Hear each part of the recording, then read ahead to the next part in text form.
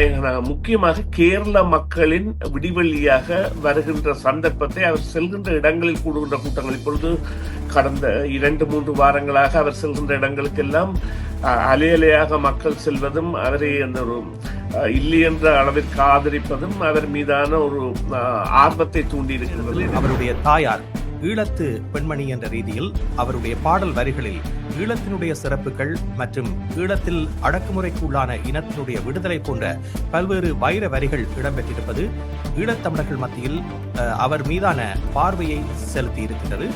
மலையாளத்தில் முன்னெழுத்தான நானாவை தனது பெனியனிலும் அதே நேரம் நெஞ்சில் தனது தாய்மொழியான தமிழில் ஆனா என்று எழுதியிருப்பதை அச்சம் இல்லாமல் காட்டுவதாக மலையாள மேடைகளிலே காட்டுவதாக தனது நிகழ்ச்சிகளை செய்து வருகின்ற பொழுதிலும் கேரள அரசு என்பது இவருக்கு ஆதரவான ஒரு தளமாகவும் அதே நேரம் இந்த பாரதிய ஜனதா கட்சி போன்ற மேலாதிக்க கட்சிகள் அல்லது வலதுசாரி கட்சிகள் இவருக்கு எதிரானதாகவும் இவரை பொழுது பிரபல்யப்படுத்தி வருவது 2 தரப்பு. ஒன்று கேரள இடதுசாரிகள், மற்றது பாஜக எனப்படுகின்ற மத்தியில் ஆட்சியில் இருக்கின்ற வலதுசாரி கட்சி.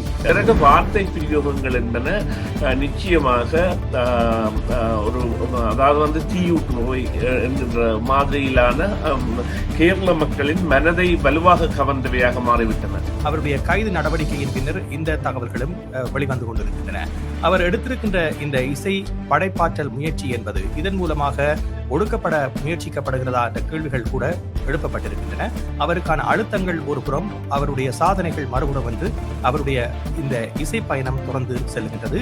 இது விடுதலை நோக்கிய இசையாக பார்க்கப்பட வேண்டிய ஒன்று.